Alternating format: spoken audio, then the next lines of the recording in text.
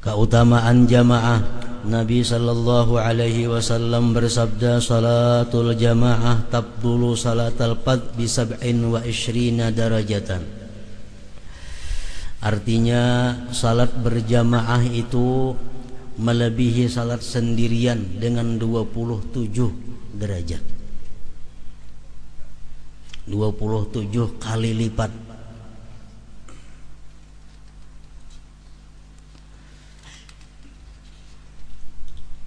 Jadi para ulama menyimpulkan banyak keuntungan-keuntungan yang didapat oleh orang yang sembahyang berjamaah daripada orang yang sembahyang sendirian itu.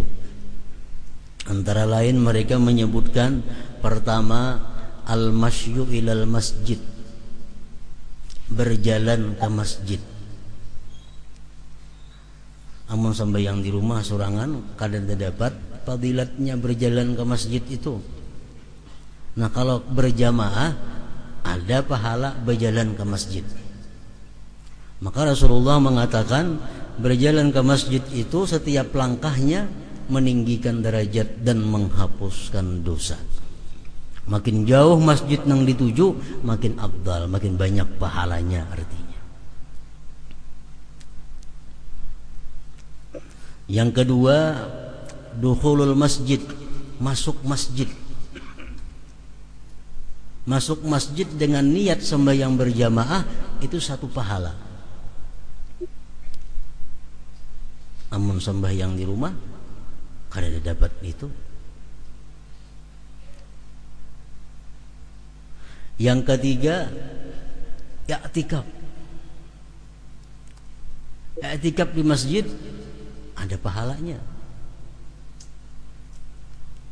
Berdiam di masjid dengan niat i'tikaf pahala walaupun 5 menit. Namun di rumah kada kawa i'tikaf. Yang keempat, salat tahiyatul masjid.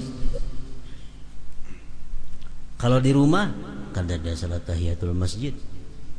Di masjid kita dapat pahala tahiyatul masjid itu, walaupun kita kadang memperbuat sembahyang tahiyatul masjid. Misalnya kita ke masjid, orang sudah tuntung azan, langsung sembahyang qabliyah, isya atau maghrib atau zuhur atau asar. Masuk masjid langsung sembahyang qabliyah karena orang sudah azan. Nah, sekaligus kita dapat pahala tahiyatul masjid. Walaupun kita kada sembahyang tahiyatul masjid, tapi dapat pahala tahiyatul masjid. Namun di rumah kada ada tahiyatnya. Yang kelima, fadilatnya orang sembahyang berjamaah itu ta'awun 'alat ta'ah, tolong menolong atas taat. Imam dengan makmum, makmum dengan makmum yang lainnya itu saling tolong menolong dalam ketaatan. Makin banyak orang yang datang berjamaah, makin banyak pahalanya. Nah, jadi dengan berjamaah itu kita dapat pahala wa ta'awanu 'alal bir, bertolong-tolong dalam kebaikan. Sampai yang sorangan di rumah kan ada menolong kepada taat. Yang keenam, sembahyang berjamaah itu ada intizarul jamaah, menunggu jamaah. Duduk misalnya di masjid menghadang imam. Nah, selama duduk menghadang imam menunggu imam itu dihitung oleh Allah sembahyang. Dihitung oleh Allah sembahyang. Jadi kita menunggu imam seperempat jam hanya datang. Seperempat jam itu walaupun kita duduk biasa saja dihitung oleh Allah pahalanya sama dengan pahala sembahyang.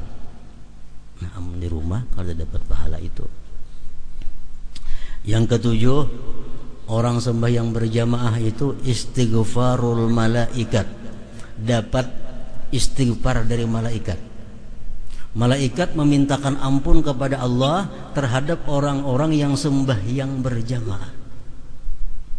Nah, malaikat memintakan ampun. Dan bila malaikat mintakan ampun, pasti diampuni oleh Allah. Sembahyang di rumah kada dapat istighfar malaikat. Yang kedelapan syahadatul malaikat.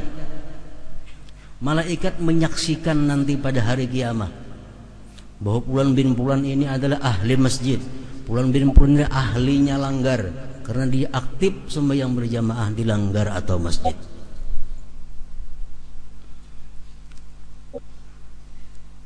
Yang kesembilan, as-salamah minasyaitan. Selamat dari syaitan. Karena begitu orang kamat, syaitan buka. Sampai ke mana suara kamat itu kada terdengar lagi. Nah, jadi orang sembahyang berjamaah itu selamat daripada gangguan godaan syaitan. Orang sembahyang sorangan kada terhindar daripada syaitan ini. Yang ke-10 taswiyatus sufuf. Ada pahala meratakan saf. Makanya jadi Nabi istawu sufufakum, meratakan saf kamu. Nah, kita meratakan saf itu ada pahalanya. Namun di rumah kan ada besar sembahyang sorangan. Ke-11 fadilatus saffil awal in kana fihi. Fadilat saf pertama jikalau dia sembahyang di saf pertama. Rasulullah seringkali mendoakan agar orang yang sembahyang di saf awal itu dapat rahmat.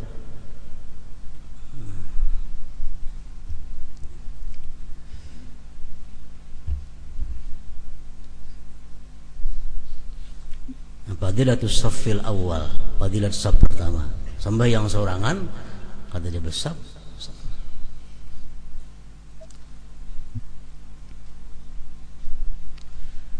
Jadi kalau kita sembahyang berjamaah, misalnya imam Allahu Akbar,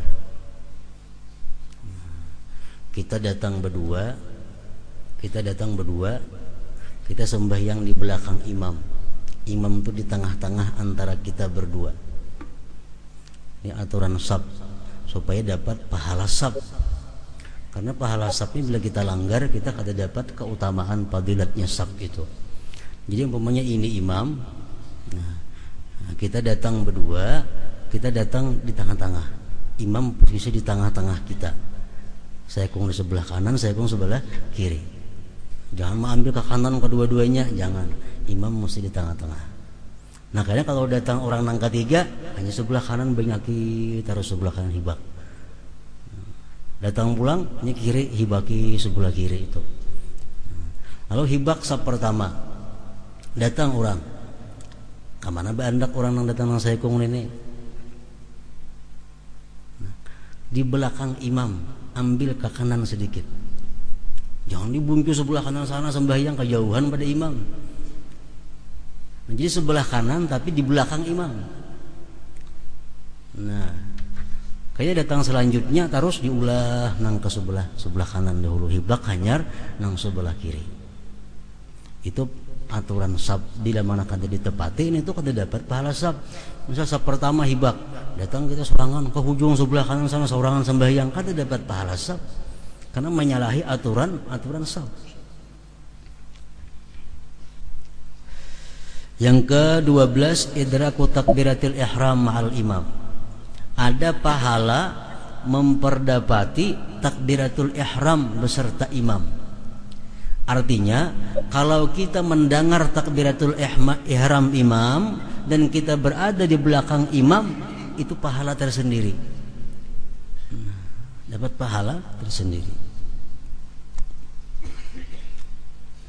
Yang ke-13 keutamaan sembahyang berjamaah itu adalah al-amnu minas sahwi ghaliba.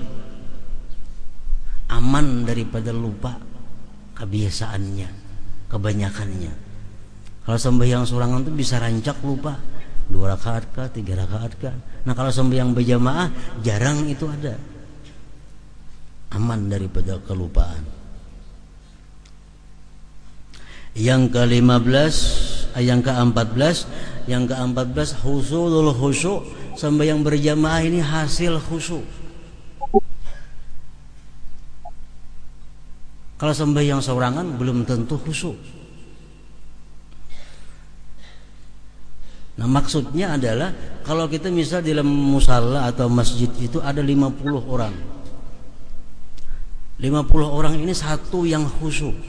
49-nya kadang khusyuknya. Satu aja nang khusyuk.